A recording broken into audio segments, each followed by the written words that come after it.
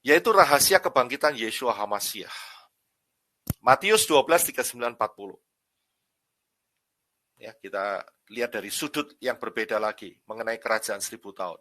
Ya, ini saya berikan sudut-sudutnya semua ini.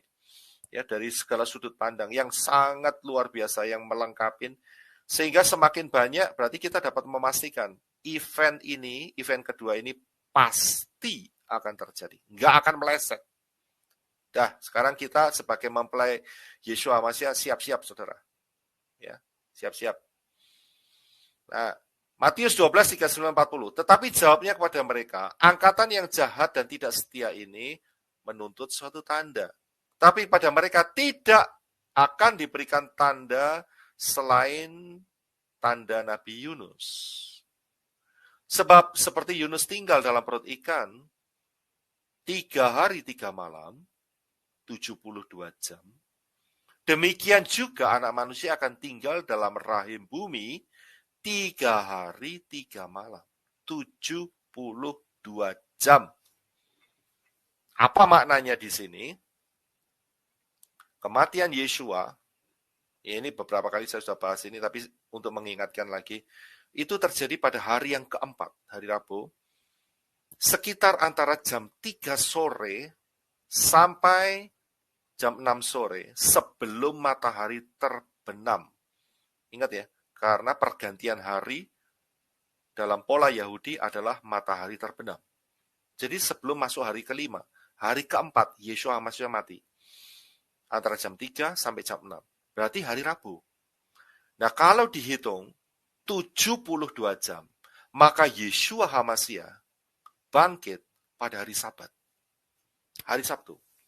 Di antara jam 3 sore sampai jam 6 sore. Sebelum matahari terbenam. Yeshua bangkit. Nah, ini merupakan tanda kebangkitan Yeshua HaMashiach pada hari yang ke-7, hari Sabat. Nah, kembali lagi saudara bisa mengingat, oh kalau gitu saya ikut pola Sabat, beribadah pada hari Sabat, itu kita bisa menyamakan dengan kebangkitan Yeshua HaMashiach. Juga bisa menyamakan dengan Yeshua HaMashiach akan memerintah pada hari yang ke-7, yaitu kerajaan 1000 tahun. Ya, kembali lagi polanya sama, namanya pola di otek-otek, nggak akan keluar, saudara. Ini sudah pola, ya, dan pasti. Ini saya sudah tunjukkan saudara dari banyak sudut loh, saudara. Polanya itu muter sama, ketemunya sama, yaitu hari yang ke-7, hari yang ke-7, hari yang ke-7. Sabat, sabat, sabat, Shemitah, 7.000. Keluarnya di situ terus, saudara. Jadi saudara bisa lihat, Yeshua HaMashiach bangkit pada hari yang ke-7. Pola 72 jam. Ya, jadi saudara paham ya dalam hal ini. Nah, kita akan masuk lebih dalam. Ya, jadi saudara saya sudah bawa untuk melihat beberapa sudut mengenai pola ini. Dari sini saya harapkan saudara betul-betul tergugah hatinya. Aku lebih baik siap-siap karena pengangkatan udah nggak lama lagi nih bakal terjadi. Haleluya. Ya.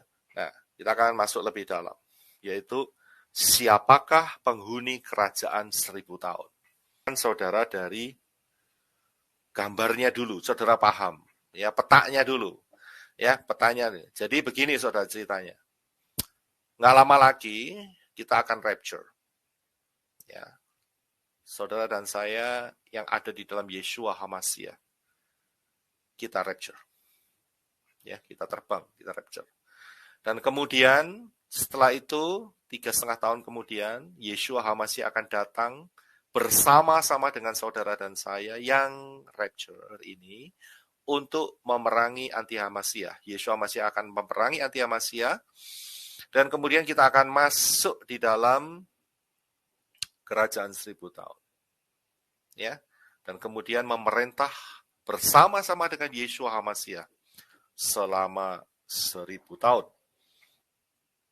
Ya, saya akan berikan spesifiknya. Dan di dalam kerajaan 1000 tahun itu ada manusia yang masih menggunakan tubuh alamiah.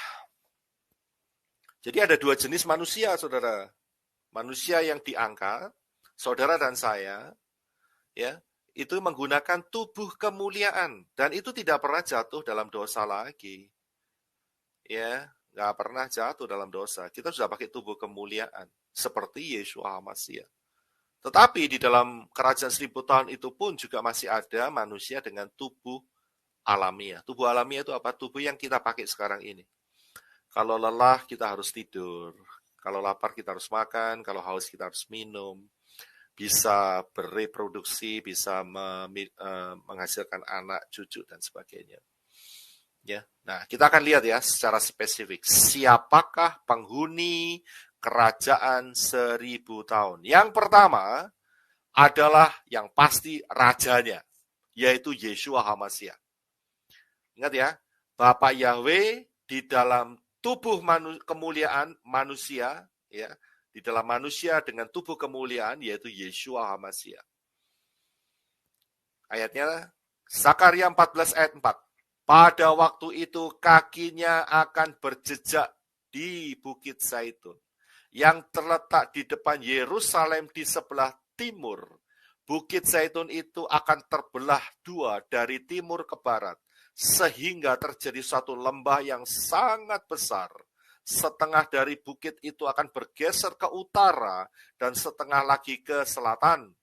Ayat 9, maka Yahweh akan menjadi raja atas seluruh bumi. Pada waktu itu Yahweh adalah satu-satunya dan namanya satu-satunya. Ingat ya, ayat ini dahsyat. Jadi saat kerajaan 1000 tahun, tidak ada nama lain. Arab minggir, Yunani minggir, hybrid minggir, dua hybrid minggir. Nggak ada. Yang ada cuma satu, Yahweh. Yang nolak Yahweh hari ini, berarti orang itu dipastikan menolak kerajaan 1000 tahun. Gampang. Masuknya di satu tempat, lautan api, titik. Hati-hati saudara. Saudara nolak Yahweh, berat hukumannya. Karena dikatakan di sini, Yahweh akan menjadi raja atas seluruh bumi. Bukan Yunani, bukan Yesus, bukan. Ya, bukan Allah, bukan Allah, bukan Yahweh. Jelas sekali ayat ini. Ya, bukan yang lainnya. Yang lainnya minggir. Ya. Hanya satu rajanya. Ya, jadi ini penghuninya yang pertama. Yang kedua, tadi saya katakan, kita kan diangkat, ya, dengan tubuh kemuliaan. Yudas 1 ayat 14. Juga tentang mereka, Henok, keturunan ke-7. Wow, angka 7 lagi, luar biasa. Dari Adam, telah bernubuat, katanya sesungguhnya Yahweh datang dengan beribu-ribu orang kudusnya. Wow. Saudara dan saya yang percaya, beriman, ada di dalam Yahweh. Ini ajaib. Kita akan datang dengan Yahweh untuk memerintah dalam kerajaan 1000 tahun. Nah, kalau yang nolak Yahweh, ya nggak datang. Terhilang. Jelas ayatnya. Ya, Yahweh akan datang dengan beribu-ribu orang kudus. Jadi penghuni kedua adalah saudara dan saya dengan tubuh kemuliaan. Ya, ini penghuni yang kedua. Penghuni ketiga.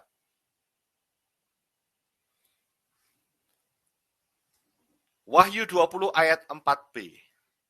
Aku juga melihat jiwa-jiwa mereka yang telah dipenggal kepalanya oleh karena kesaksian tentang Yeshua dan karena firman Elohim, dan tidak menyembah binatang itu dan patungnya. Alias mereka ini saat itu mati di dalam zaman anti Hamasyiah. Saya teruskan. Dan yang tidak menerima tandanya pada dahi dan tangan mereka, dan mereka hidup kembali dan memerintah sebagai raja bersama-sama dengan Hamasya untuk masa 1000 tahun. Jadi begini saudara, yang ketiga, ini adalah satu grup orang-orang yang mati karena mereka mempertahankan iman mereka gara-gara mereka tidak rapture. Jadi saat rapture terjadi, mereka itu pada kaget semua. Saudara. Wah, rapture terjadi, aku kok gak diangkat. Oh, kenapa saya dulu kok enggak dengerin omongannya yang disampaikan, firman yang disampaikan oleh Pak Yosef Roy, Pak Yosef Aditya, Pak Hapi Lukas, ya, channel Genius, sehingga saya tertinggal sekarang. Mereka coba cepat-cepat ngulangin kita punya video. Dan saya yakin saat itu view-nya Genius Channel ini berlipat-lipat kali ganda. Tapi nggak ngefek, karena kita sudah ada di Samayim. Ya, jadi mereka jadi subscriber baru saat itu. Tapi terlambat, saudara. Ya, mereka cuma lihat kebenarannya apa yang harus mereka lakukan karena mereka tertinggal, dan jawabannya cuma satu. Jangan menerima tanda. Dan sebagai akibat mereka tidak bisa jual, tidak bisa beli, dan mereka mengalami anti Hamasya dan disiksa sampai mati. Nah, orang-orang inilah yang tertinggal ini, tapi mereka ambil kesempatan yang paling terakhir. Mereka harus membasuh jubahnya di dalam darahnya sendiri. Mereka mati. Tetapi pada saat Yeshua Hamasya datang bersama-sama dengan kita, mereka ini dibangkitkan. Nah, kalau dibangkitkan dengan tubuh apa, Pak? Yaitu dengan tubuh kemuliaan. Sama dengan kita. Tapi levelnya beda, saudara. Ya, level kita adalah mempelai Yeshua Hamasya. Level mereka tidak. Ya, karena mereka terlambat untuk percaya. Ya, terlambat untuk percaya. Nah, mereka dibangkitkan, mereka juga memerintah sebagai raja. Ya, mereka ingat ya, dibangkitkan ini bukan zombie loh ya. Ingat ya. Mereka pakai tubuh kemuliaan sama dengan kita. Mereka juga memerintah dengan kita. Jadi ini adalah penghuni yang ketiga. Paham ya? Penghuni yang keempat adalah 144.000 orang Israel. Nah, ayatnya di mana? Saya berikan 2 ayat. Ya. Yesaya 10 ayat 22. Ini adalah murni orang Israel. Ingat ya, ini tubuh alamiah, bukan tubuh kemuliaan. Sebab sekalipun bangsamu, hai Israel, seperti pasir di laut banyaknya, namun hanya sisanya akan kembali. Yahweh telah memastikan datangnya kebinasaan. Siapa kebinasaan? 666. Dan dari situ timbul keadilan yang meluap. Kapan? Kerajaan 1000 tahun. Wahyu 14 ayat 1 akan melengkapi. Dan aku melihat sesungguhnya anak domba berdiri di bukit Zion, dan bersama-sama dengan mereka 144.000 orang, dan di dahi mereka tertulis namanya dan nama bapaknya. Saya bisa lihat, ini adalah orang Israel. Ya, jadi begini, zaman anti Hamasya, orang-orang Israel ini dibantai, saudara. Peristiwa Hitler itu kembali lagi, saudara, tapi lebih dahsyat. Nah, Bapak Yahweh itu menyelamatkan 144.000 di Petra. Ya, saya pernah bahas ini juga. Jadi sembunyikan di Petra, tapi sebagian besar mereka binasa. Karena apa? Karena sampai hari ini mereka menolak Yeshua Hamasya. Ngerinya apa? Di dalam Talmud mereka mengatakan Yeshua Hamasya itu direndam dengan air kotor. Ya, kotoran manusia. Itu penghujatan. Ya, karena itu jangan ikut Talmud. Jangan kena spirit Talmud.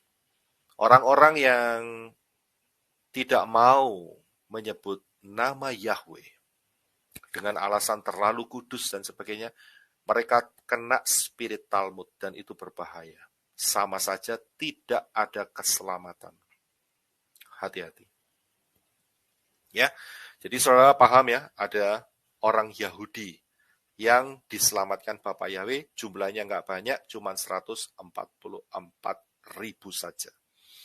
Ini yang keempat. Yang kelima, siapakah penghuni kerajaan 1000 tahun? Nah, ini dia. Sisa orang goyim. Saya harus ngomong secara fair karena ada ayatnya, saudara. Saudara akan bertanya, loh, ada orang goyim yang selamat? Ada. Ayatnya bagaimana? Perhatikan di dalam Wahyu 20 ayat 7 dan 8. Dikatakan, dan setelah masa 1000 tahun berakhir, Satan akan dilepas dari penjaranya. Dan dia akan pergi menyesatkan bangsa-bangsa. Perhatikan kata bangsa-bangsa. Pada keempat penjuru bumi yaitu Gog dan Magog dan mengumpulkan mereka untuk berperang dan jumlah mereka sama dengan banyaknya pasir di laut. Ada kata bangsa-bangsa. Ini goyim. Loh, dari mana? Bukankah tadi hanya 144.000? Tidak. Ada sisa-sisa orang goyim yang masuk di dalam kerajaan 1000 tahun. Jangan saudara berpikir, wah kalau gitu saya yang goyim masih ada kesempatan. Saya kasih tahu, bahayanya luar biasa. Ya, jangan ambil resiko untuk menjadi sisa-sisa orang goyim yang masuk dalam kerajaan 1000 tahun. Nanti saya akan kasih tahu. Saya akan bacakan dulu Zakaria 14, 16, 17, 18. Untuk melengkapi saudara bahwa ada orang-orang goyim, non-Yahudi yang masuk dalam kerajaan 1000 tahun. Ayatnya tadi kita sudah baca sebetulnya. Ya. Maka semua orang yang tinggal dari segala bangsa. Nah, perhatikan kata segala bangsa. Ini goyim. Yang telah menyerang Yerusalem. Mereka menyerang Yerusalem loh. Ya, mereka ini menyerang Yerusalem. Dan akan datang tahun demi tahun untuk sujud menyembah Raja. Siapa? Yahweh semesta alam. Dan untuk merayakan hari raya Pondok Daun. Tetapi bila mereka dari kaum-kaum di bumi, ya, goyim lagi kan, tidak datang ke Yerusalem untuk sujud menyembah kepada Yahweh, Raja semesta alam, maka kepada mereka tidak akan turun hujan. Dan jika kaum Mesir, ini ada kata kaum Mesir, bukan kaum Yahudi, kaum Mesir, tidak datang dan tidak masuk menghadap, maka kepada mereka, kaum Mesir itu, akan turun tulah yang ditimpakan Yahweh kepada bangsa-bangsa. Goyim lagi, saudara. Yang tidak datang untuk merayakan hari raya Pondok Daun. Ya, saya sudah jelaskan ayat ini ada untuk menjelaskan apa yang terjadi dalam kerajaan 1000 tahun. Ada bangsa-bangsa. Ya, jadi dari sini kita bisa lihat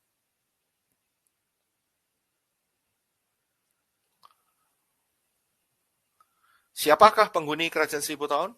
Yang pertama adalah Yeshua HaMashiach sebagai rajanya. Yang kedua adalah saudara dan saya yang rapture.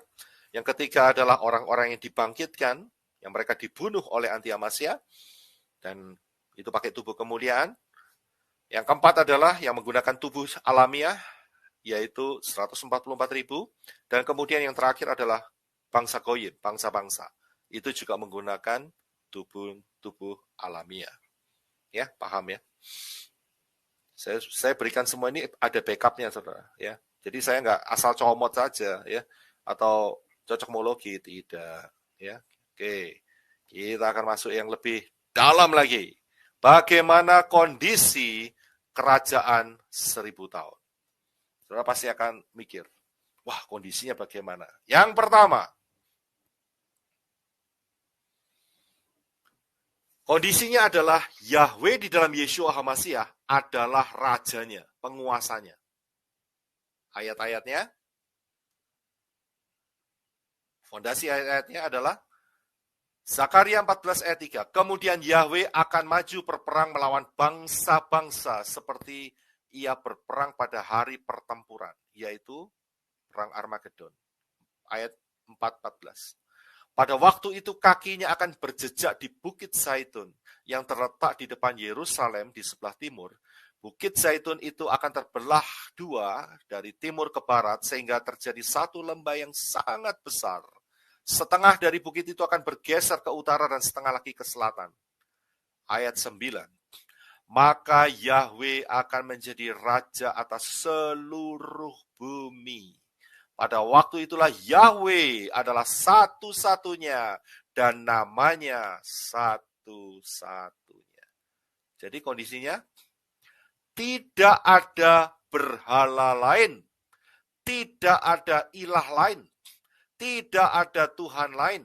Yang ada hanya satu, Yahweh. Tidak bisa ditawar, titik.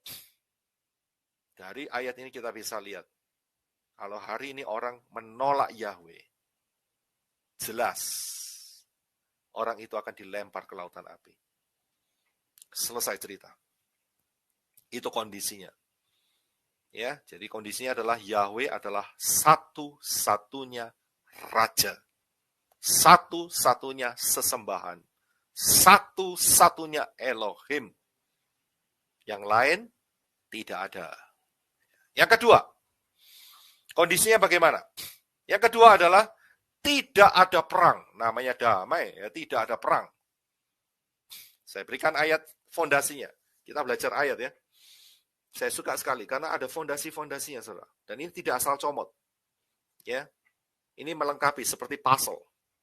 Saya akan bacakan. Yesaya 2 ayat 2, 3 dan 4. Akan terjadi pada hari-hari terakhir, gunung tempat rumah Yahweh akan berdiri tegak, di hulu gunung-gunung menjulang tinggi di atas bukit-bukit, dan segala bangsa akan berduyun-duyun ke sana. Lihat, ini ada segala bangsa. Jadi ada orang Yahudi, ada orang Goyim, saudara. Ya, benar kan? Dan kemudian, ayat 3. Dan banyak suku bangsa akan pergi serta berkata, ya, banyak suku bangsa, orang Goyim. Mari kita naik ke gunung Yahweh, ke rumah Elohim Yakub, supaya ia mengajar kita tentang jalan-jalannya. Yahweh ngajar apa? Yang diajar cuma satu, Torah. Jadi, orang yang nolak Torah hari ini, jawabannya cuma satu, minggir, lautan api. Ya, lihat ini. Yang diajarkan Yahweh di dalam kerajaan 1000 tahun adalah Torah. Saya lanjutkan. Dan supaya kita berjalan menempuhnya, jalan di dalam Torah. Sebab dari Sion akan keluar pengajaran firman Yahweh dari Yerusalem. Jadi pengajarannya keluar dari Sion, dari Yerusalem. Kalau orang menolak pola Ibrani, minggir. Ayat 4. Ia akan menjadi hakim antara bangsa-bangsa dan menjadi wasit bagi banyak suku bangsa. Loh ya, ada Goyim lagi kan?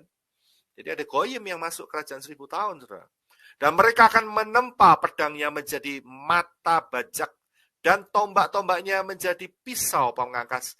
Bangsa tidak akan lagi mengangkat pedang terhadap bangsa. Mereka tidak akan lagi belajar berperang. Jadi saat itu tidak ada bom nuklir, tidak ada AK-47, tidak ada kaliber 9, 16, semacam-macam. Nggak ada. Tidak ada lagi perang. Mereka akan ubah itu semua. Benda-benda itu tidak ada lagi. Tidak ada perang antar bangsa-bangsa. Tidak ada kebencian. Tidak ada, maksud saya tidak akan terjadi kerusuhan, demo, pembantaian massal. Tidak ada lagi. Kerajaan damai 1000 tahun. Tidak ada perang. Nah, kalau sudah lihat ya, di dalam Yesaya 2 ayat 4 ini, itu ternyata kalimat ini itu ada dikutip di gedungnya P88.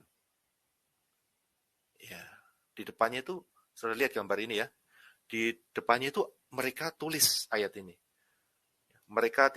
Bangsa tidak lagi akan berperang melawan bangsa. Mereka tidak akan lagi berperang. Ini ayat ini, Yesaya 2 ayat 4 ini tertulis di sebuah prasasti ya, di temboknya. Itu ayat itu ada. Aneh kan ya? Ini persatuan badak-badak ini nolak Yeshua HaMashiach tapi kutip ayatnya Yeshua HaMashiach. Ya, nolak Yahweh tapi ngutip ayatnya Yahweh. Ya. Jadi setan itu tidak punya ide, saudara. Jadi hanya niru-niru begitu saja. Ya, kalau saudara ke New York, saudara pasti bisa lihat ini, bisa baca sendiri.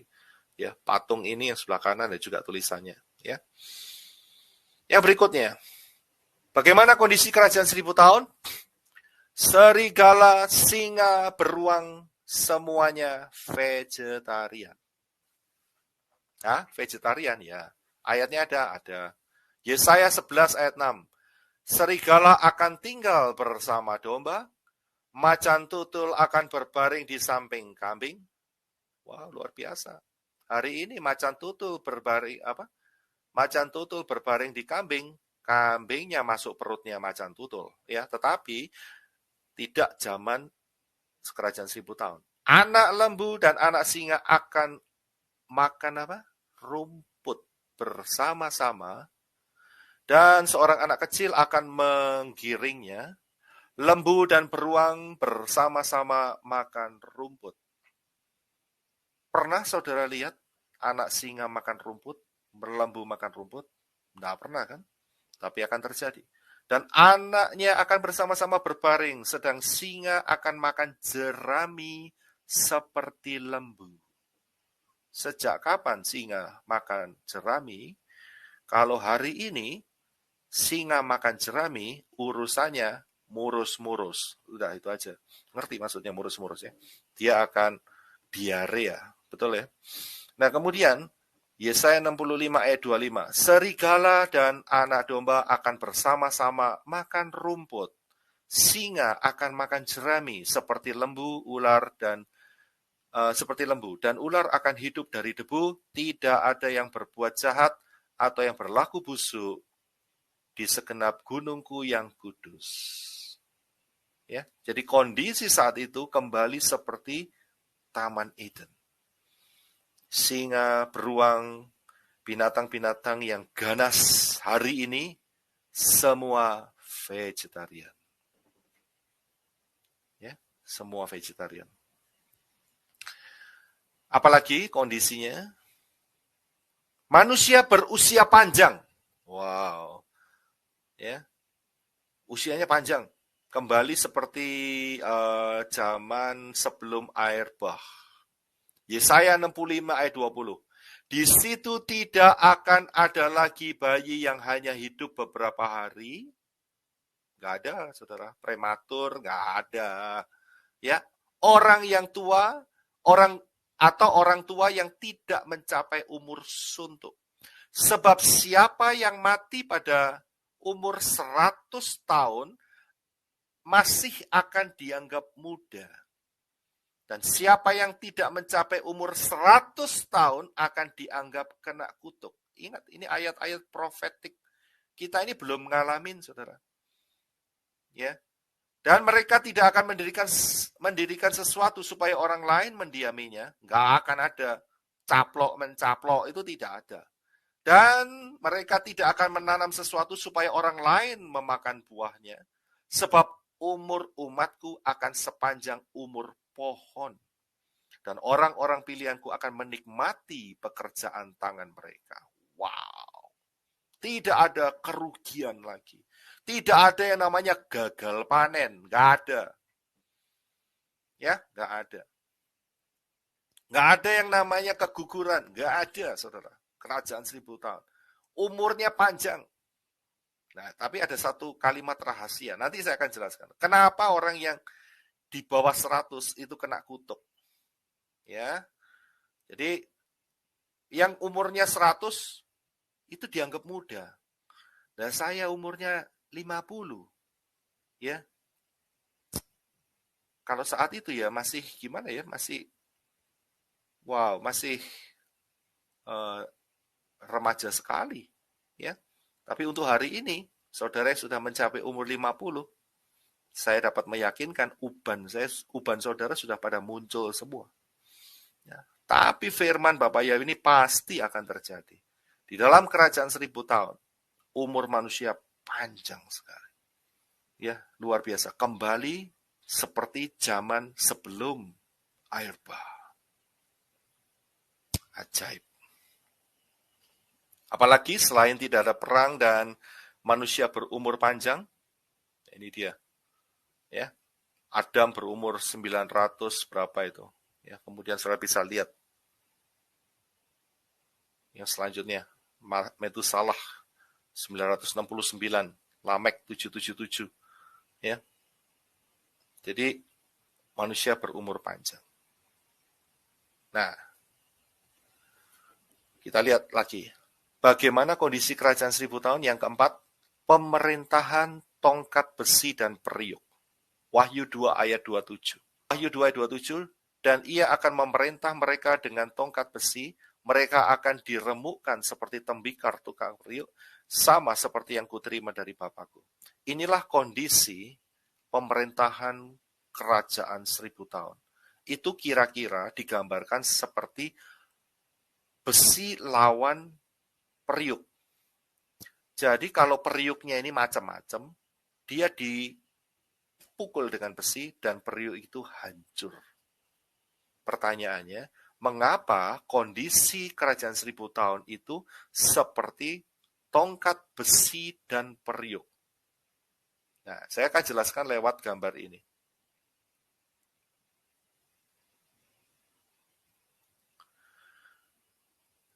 Perhatikan ada segitiga di tengah. Segitiga ini ada 3 hal yang bikin dunia ini bermasalah, yaitu sifat kedagingan manusia, dunia, dan Satan. Kalau 3 ini digabung, problem, saudara. Dan saudara lihat problemnya sampai hari ini. Tetapi kalau salah satu ini dihilangkan, maka problem itu akan hilang, saudara. Semestinya, ya, semestinya akan hilang. Coba kita lihat. Kalau kita hilangkan dunia, sifat kedagingan manusia masih ada dan Satan ada, ini tidak akan bikin problem. Kenapa? Karena setan nggak bisa menggoda. Dan kedagingan manusia tidak bisa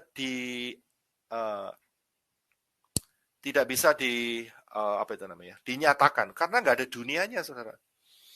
Kalau dunia ini hilang, lah buat apa kedagingan? Ya, nggak akan mengaruh. Karena kedagingan itu berhubungan dengan dunia. Setan nggak bisa nipu. Ini loh, ya, kamu nyeleweng misalnya, atau berzina, atau korupsi, atau mabuk, atau obat-obatan. Nah, dunianya nggak ada, ya nggak ada problem. Setannya tinggal gigit jari saja. Jadi nggak ada. Nah, coba ya kita lihat. Kalau kedagingan manusia ini dihilangkan, yang ada tinggal dunia dan setan, ya setan nggak bisa ngomong apa-apa. Ya, apanya yang mau digoda? Ya, karena daging manusia nggak ada, kedagingan manusia nggak ada, nggak bisa goda dia. Jadi nggak ada problem, no problem. Yang selanjutnya, kalau kedagingan manusia ini ada, ya dunia ada, setannya dihilangi, nah disinilah letak problem. Karena itu saya kasih tanda tanya. Problemnya apa? Bisa jadi problem, bisa jadi tidak problem. Tergantung manusianya. Kalau manusianya itu bisa mengkontrol dagingnya, maka dia tidak dapat problem. No problem. Tapi kalau manusia itu tidak bisa mengkontrol dagingnya, karena ada dunia, walaupun setan tidak ada, itu akan jadi problem. Karena itu kita akan lihat ayat selanjutnya. Yaitu, kita sudah baca, tapi saya akan lihatkan sama saudara. Di situ tidak akan ada lagi bayi yang hanya hidup beberapa hari. Atau orang tua yang tidak mencapai umur suntuk. Sebab siapa yang mati pada umur 100 tahun masih dianggap muda. Dan siapa yang tidak mencapai umur 100 tahun akan dianggap kena kutuk. Jadi begini ceritanya, saudara. Orang-orang yang lolos dari zaman anti-Hamasiyah, itu mereka masih menggunakan tubuh alamiah. Ini saya bicara bukan yang diangkat ya, bukan yang dimatiin, tapi yang lolos. Nah, orang-orang yang masuk di dalam zaman kerajaan 1000 tahun ini mereka harus belajar dengan pola yang baru, yaitu pola Yeshua HaMashiach, Torah. Tetapi, apa yang terjadi? Walaupun saat itu setan dibelenggu selama 1000 tahun, tidak ada setan. Mereka ini masih terdapat kedagingan dari sisa-sisa yang terlebih dahulu. Dan saat mereka berdosa, mereka akan langsung dihukum. Karena itu ayat ini berkata, siapa yang tidak mencapai umur 100 akan dianggap kena kutuk. Dan mereka akan langsung masuk dalam tempat kebinasaan. Ya, paham saudara di sini ya? Mereka akan masuk di dalam tempat kebinasaan. Karena apa? Karena mereka melanggar Torah di dalam kerajaan 1000 tahun. Jadi ini orang-orang Goyim, ya. Kalau orang Yahudi yang 144.000 itu aman. Mereka sudah terlatih dengan Torah. Tapi orang-orang Goyim tidak. Dan orang-orang Goyim, mereka masih dulunya punya background menyembah yang macam-macam. Tetapi dalam kerajaan 1000 tahun kan tadi kita sudah baca. Maka Yahweh, Zakaria 14 ayat 9, akan menjadi raja atas seluruh bumi. Pada waktu itu Yahweh adalah satu-satunya dan namanya adalah satu-satunya. Jadi pada saat kerajaan 1000 tahun, hanya ada Yahweh, yaitu Yeshua HaMashiach. Tidak ada yang lain. Sedangkan mereka, orang-orang Goyim, background mereka adalah lemak ikan, hybrid, dan duo hybrid. Dan penyembahan berhala. Bagaimana kalau mereka masih menyembah dewa-dewa asing, hukumannya cuma satu, yaitu death penalty. Orang-orang Goyim yang melakukan dosa di dalam kerajaan 1000 tahun, langsung death penalty. Seperti tongkat besi dan periuk. Tidak ada lagi kesempatan. Karena mereka sudah diajar melihat kemuliaan Yeshua HaMashiach. Jadi jangan merasa bangga atau berharap, wah kalau gitu saya ingin jadi orang-orang yang lolos dari anti HaMashiach 666. Itu hukumannya tambah berat. Kenapa? Saat mereka melanggar Torah, hukumannya death penalty. Dimatiin saat itu juga. Dan mereka langsung akan masuk di dalam tempat kebinasaan. Nunggu penghakiman terakhir. Ya. Jadi jangan macam-macam. Jangan merasa aman, bangga, aku akan lolos. Oh, berat sekali, saudara. Berat sekali. Karena itu, jangan berpikir ke arah sana, pikirkan kita semua untuk masuk di dalam pengangkatan. Ya, jadi orang-orang Goyim yang masih menyembah martabak, ya, terang bulan dan bir bintang serta lemak ikan, saat itu tidak akan ada ampun. Ya, tidak akan ada ampun. Hari ini masih banyak orang yang mencela Yahweh, masih bisa hidup, masih dikasih kesempatan untuk bertobat. Tapi saat itu, siapa yang melanggar Torah, langsung jawabannya cuma satu, saudara. Kematian. Karena itu ayatnya dalam Yesaya dikatakan kalau tidak mencapai umur 100, kena kutuk. Ya, disitulah rahasianya. Yang berikut. Di manakah Satan? Jawabannya adalah, di manakah Satan saat kerajaan 1000 tahun? Wahyu 20 ayat 1-3.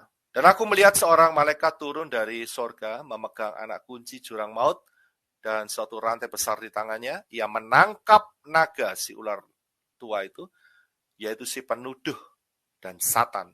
Dan ia mengikatnya selama 1000 tahun. Jadi diikat. Lalu, lalu melemparkannya ke dalam jurang maut. Jadi naga itu, si naga, si Satan akan dilempar ke dalam jurang maut dan menutup jurang maut itu dan memeteraikannya di atasnya supaya ia jangan lagi menyesatkan bangsa-bangsa sebelum berakhir masa 1000 tahun itu. Kemudian daripada itu ia akan dilepaskan untuk sedikit waktu lamanya. Jadi saat itu Satan tidak langsung dilempar ke lautan api, akan tetapi dilempar ke jurang maut dan dirantai, dimeteraikan selama 1000 tahun supaya tidak keluar, ya, selama 1000 tahun. Jadi alam roh kerajaan 1000 tahun itu bersih, tidak ada Satan, tidak ada malaikat-malaikat yang jatuh. Ya, itulah letak Satan. Tapi di akhir kerajaan 1000 tahun dia akan dilepas untuk seketika lamanya. Nanti kita akan lihat. Ya, jadi paham ya. Jadi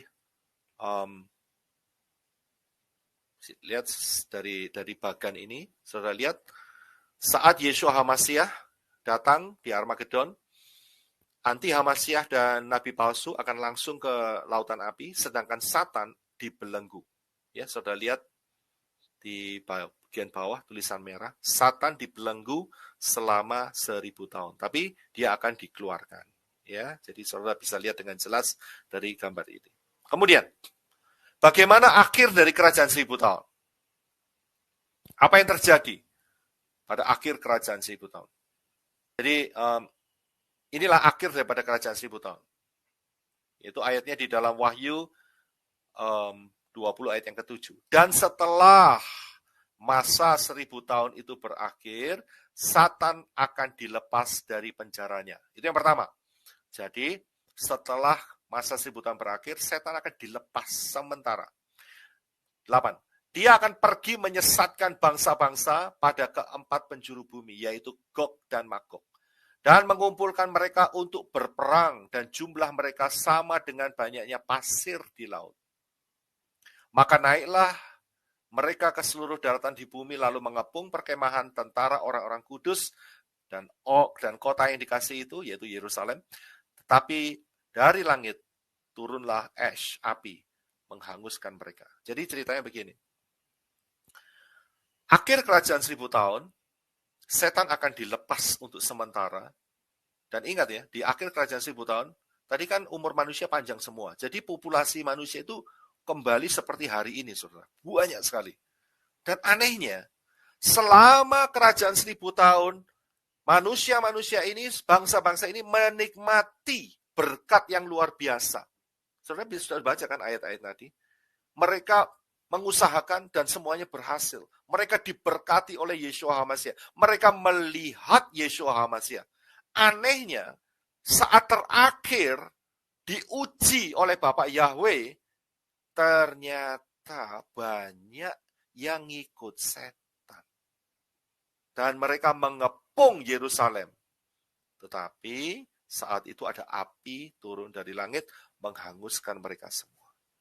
Ini membuktikan, ya, walaupun manusia itu udah dikasih enak, walaupun manusia itu sudah dikasih kondisi yang diberkati luar biasa, tetapi kalau hatinya tidak segenap hati mencari Bapak Yahweh di dalam Yeshua HaMashiach, tetap begitu setan dilepas, begitu ada kesempatan, orang-orang itu akan berpihak kepada Satan.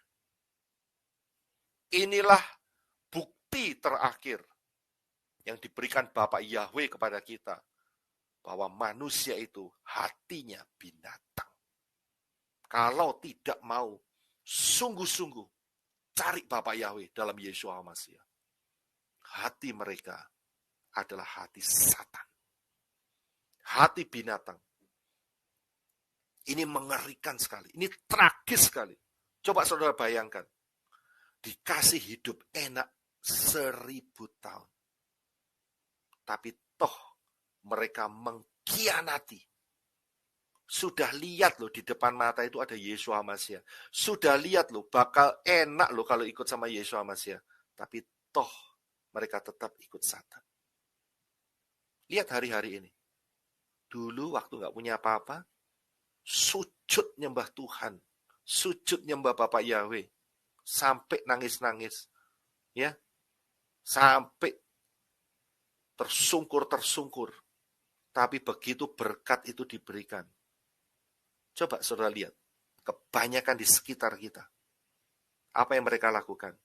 Bye-bye Bapak Yahweh, see you later. Ya kan? Mengkhianati kan? Wes nggak perlu sabat lagi. Siapa itu? Ya, ngikutin 7 hari raya. Nggak perlu itu semua. Udah diberkati.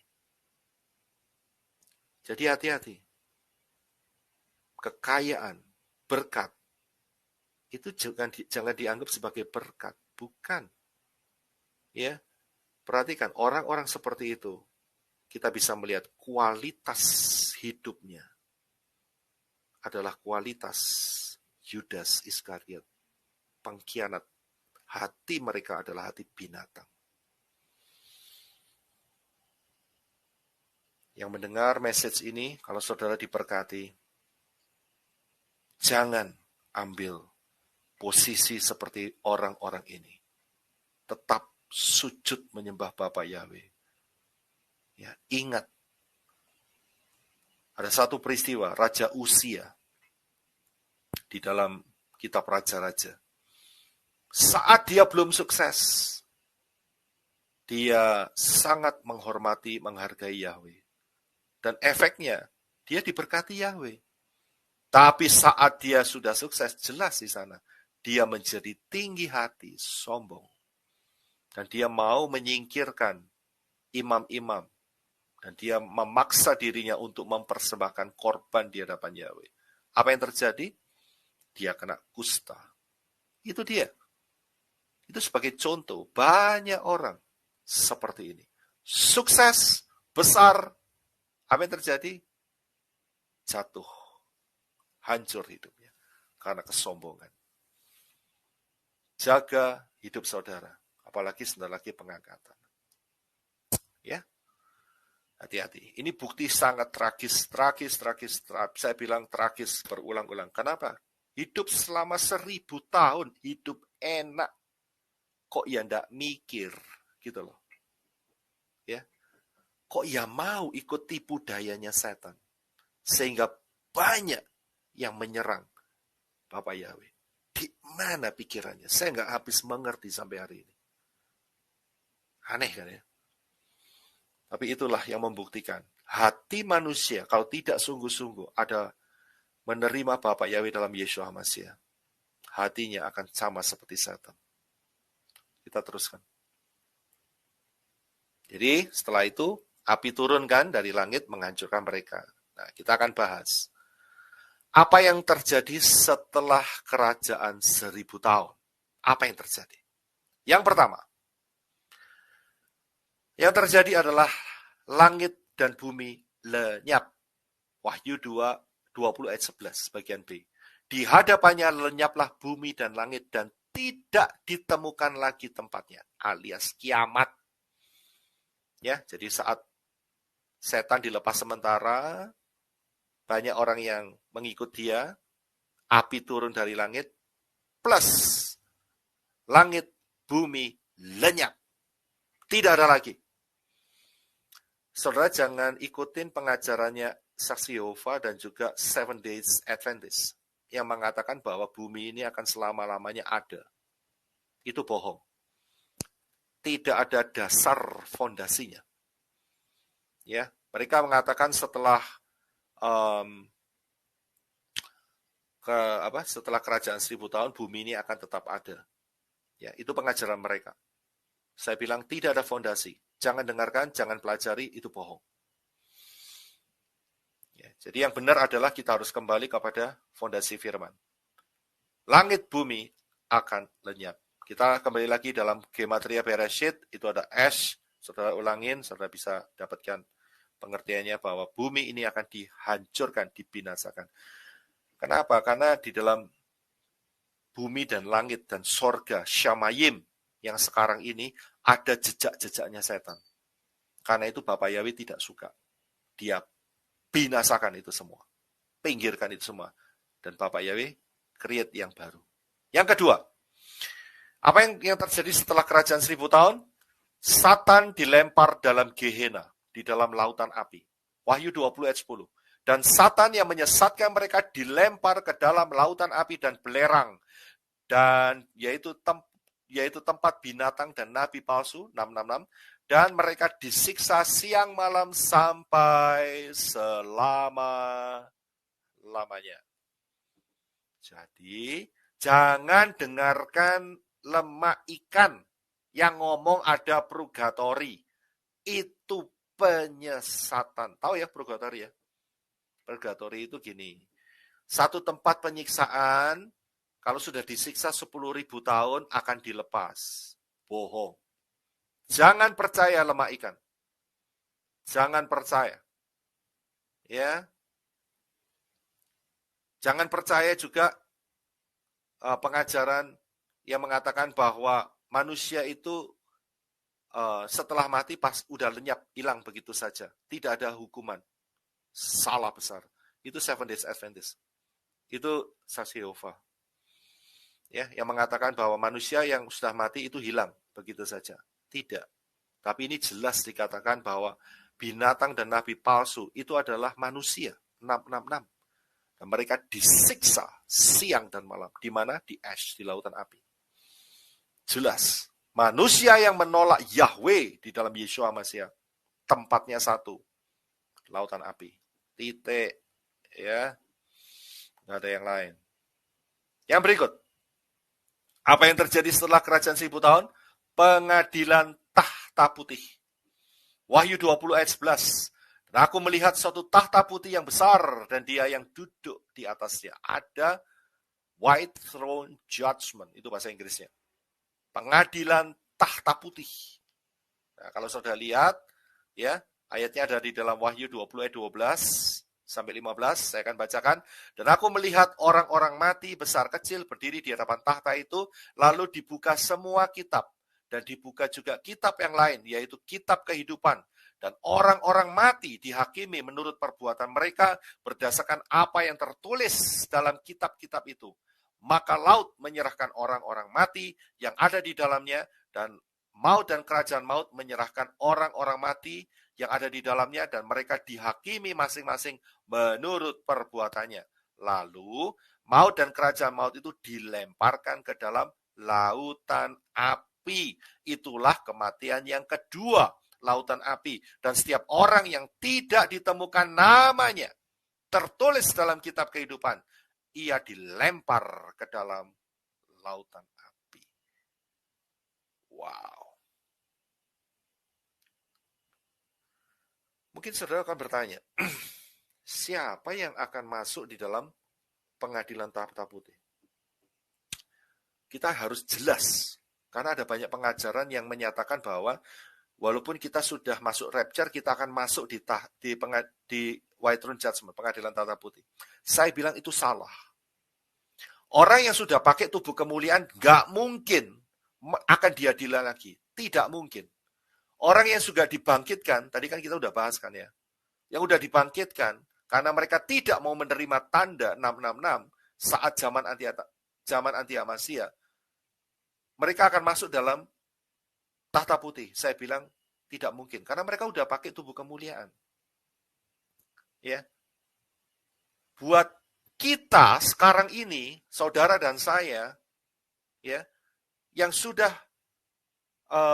terima Yeshua HaMashiach, firman berkata, kita telah dihakimi.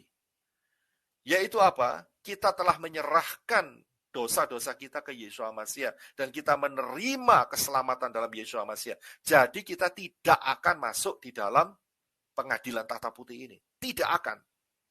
Kita sudah dihakimi di sini. Yaitu apa? Dosa-dosa kita transfer ke Yeshua HaMashiach. Jadi saudara jangan rancu pikiran saudara. Ya, bahwa nanti kita akan diadili lagi. Tidak. Bagaimana mungkin kita yang sudah diangkat, kita sudah menerima rewards, kita sudah masuk dalam pernikahan kawin anak domba, dosa kita sudah bersih, ya, dan kita akan dihakimi lagi. Tidak mungkin. Ya, pahami hal ini. Juga orang-orang yang dibangkitkan. Tadi kita udah jelaskan, orang-orang yang dibangkitkan, yang mati karena anti Hamasya. Nah, sekarang pertanyaannya, Siapa yang masuk di dalam pengadilan tata putih ini? Ingat, ya, orang-orang yang masih dengan menggunakan tubuh jasmania, alamiah, dalam kerajaan 1000 tahun. Yang pertama adalah orang yang mati di bawah umur 100 tahun. Mereka akan menghadapi pengadilan tata putih. Yang kedua, mereka yang dibakar dengan api saat mereka terhasut oleh Satan di akhir kerajaan 1000 tahun. Mereka akan masuk di dalam pengadilan tata putih. Dan ingat, masih ada satu kelompok lagi, yaitu orang-orang Goyim dan orang-orang 104 keturunan dari 144.000 itu kan mereka masih dalam tubuh jasmania. Ya kan?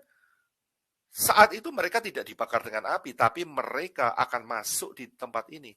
Karena itu pengadilan tahta putih menjelaskan siapa yang namanya tidak tertulis akan dilempar ke lautan api. Tapi siapa yang namanya tertulis akan masuk, diubahkan tubuhnya, masuk ke Samayim yang baru, yaitu Yerusalem yang baru dan bumi yang baru. Jadi pahami di sini. Jadi pengadilan tata putih ini adalah untuk manusia-manusia yang ada di dalam kerajaan 1000 tahun. Baik itu yang memberontak, baik itu yang setia. Bukan untuk kita. Setelah kita diangkat, kita tidak akan mengalami penghakiman seperti ini, tapi kita akan menerima rewards. Ya, kita akan menerima mahkota yang Bapak Yahweh sediakan.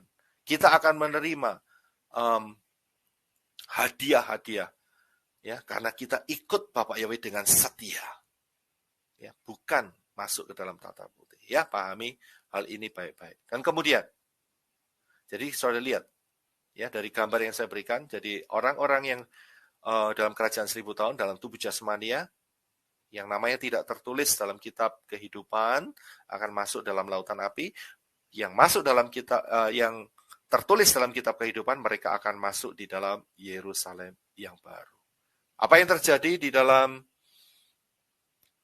setelah kerajaan 1000 tahun? Yaitu Yerusalem baru dan bumi yang baru. Wahyu 21-22, saudara baca sendiri. Yesaya 65 ayat 17, Yesaya 66 ayat 22, 2 Petrus 3 ayat 13.